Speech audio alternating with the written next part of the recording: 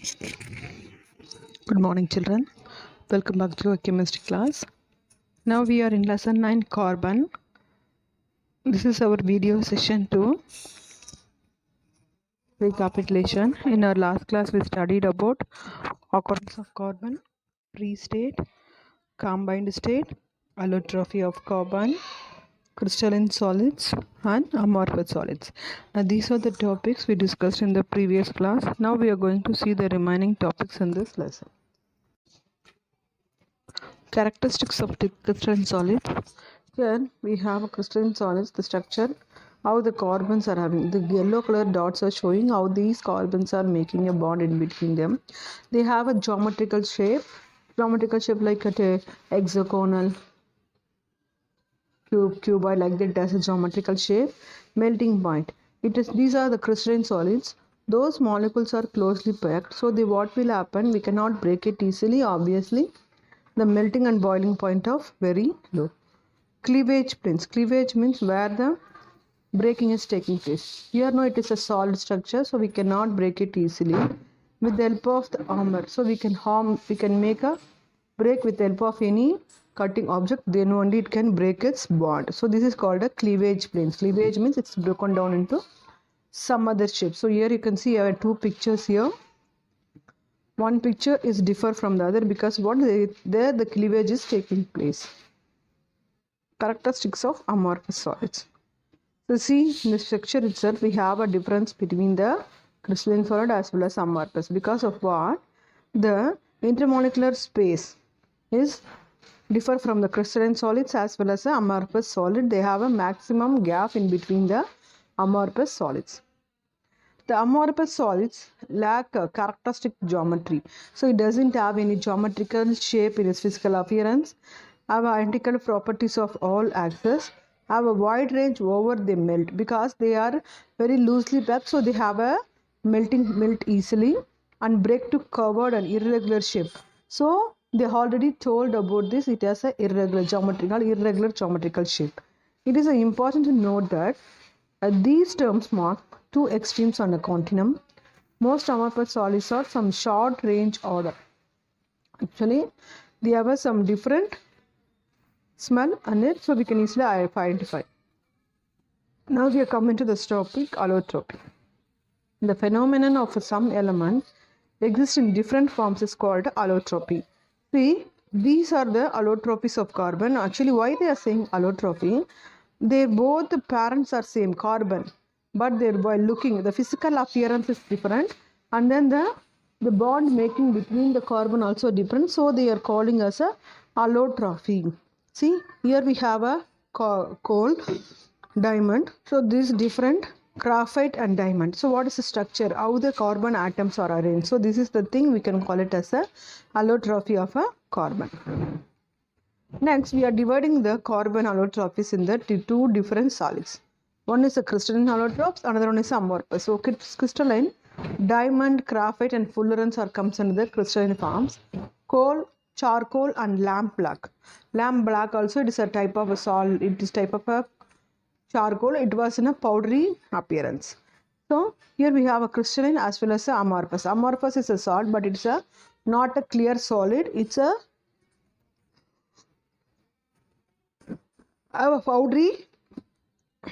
powdery substance, so we can call it as amorphous.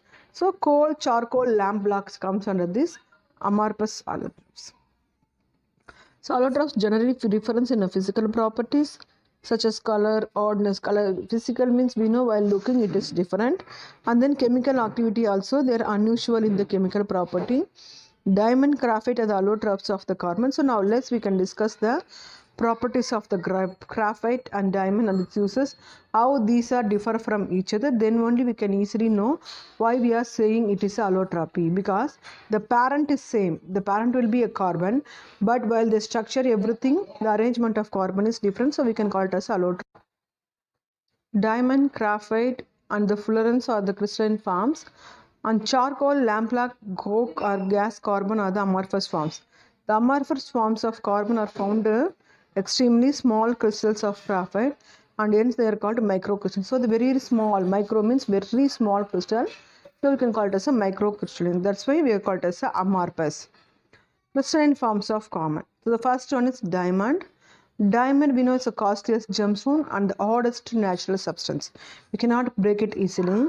It is so hard that it cannot only be cut by another diamond. So we can cut with the help of another diamond only. Diamonds are formed at the high pressure temperature that exists over under the earth. So when under the earth, the dead and decay matter of plants and animals were buried, the temperature and the pressure, it can converted into a diamond or a million of years ago. And then what is the properties of diamond? It is the hardest solid, but it will not be a comes under the category of metal, but it's a solid. It has a density of 3.51 gram centimeter cube. A properly cut diamond bends back a great percentage of the light falling bone pit. So actually what will happen, it has a capacity to reflect a light. Then what will happen, the properly cutted diamond can reflect a light falling on it. That is why it sparkles. So it is giving a sparkling appearance.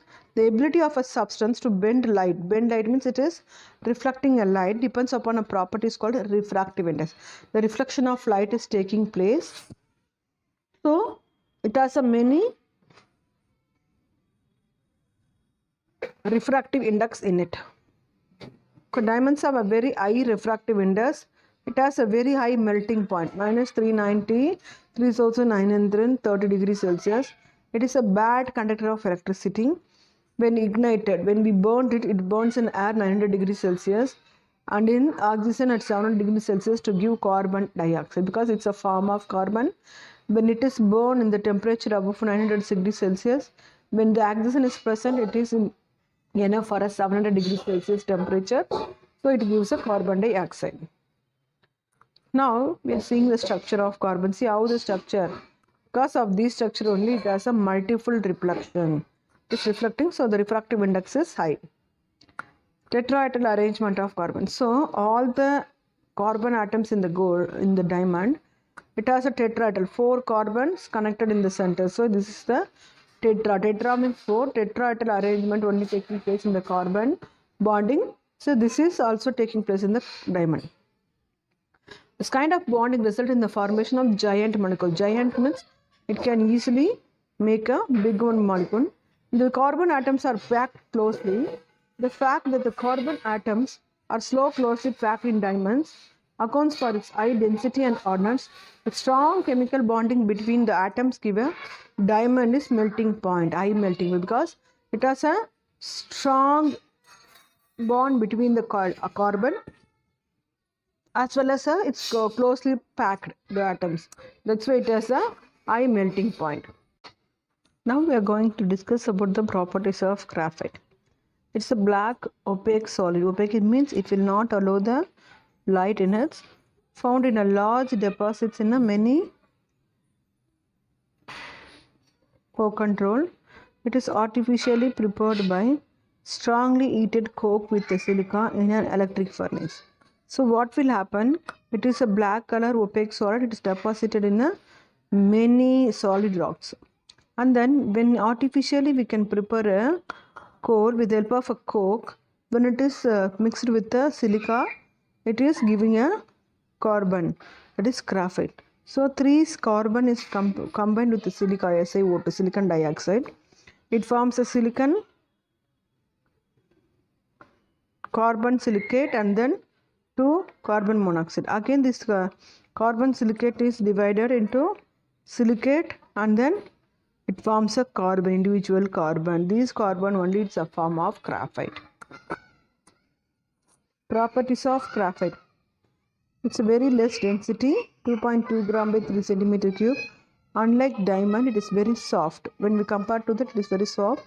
Its melting point is 3700 degrees Celsius. It's a good conductor of heat and electricity. It burns in air at 500 degrees Celsius to give carbon dioxide. So when we compare to that, it is opposite properties it has to the diamond. Structure of graphite. See, we have a different structure in it. Here, no, the carbon-carbon bond is making a different structure. There, the diamond, you have a different structure. Graphite has a giant covalent structure. Giant means big covalent structures. Each carbon atom is joined to the 3 other carbon atoms to make a new bond. These carbon atoms forms a layer with hexagonal arrangement of atoms. The layer have a weak force between them. So here it has a weak force, that's why it is very soft in nature, but in the diamond it has a very strong force in between the atoms, so it is very hard in nature. Uses of graphite.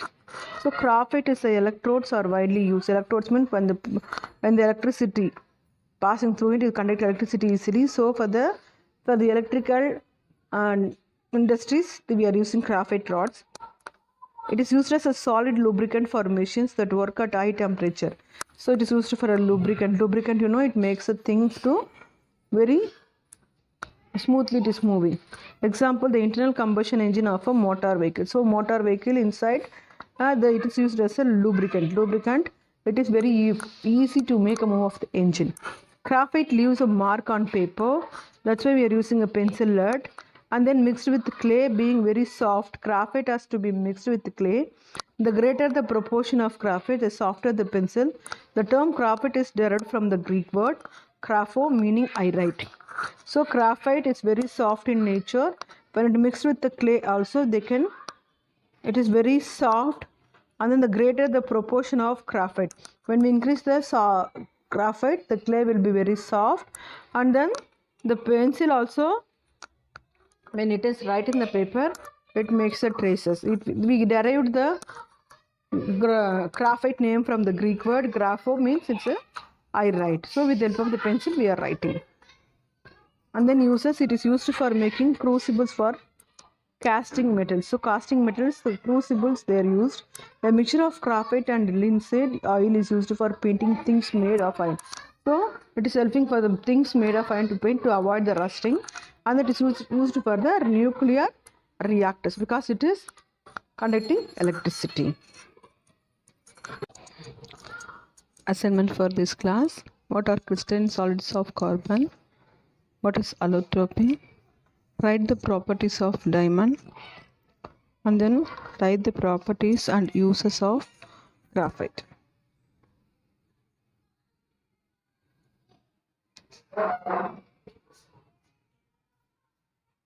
Thank you, children. Have a wonderful day.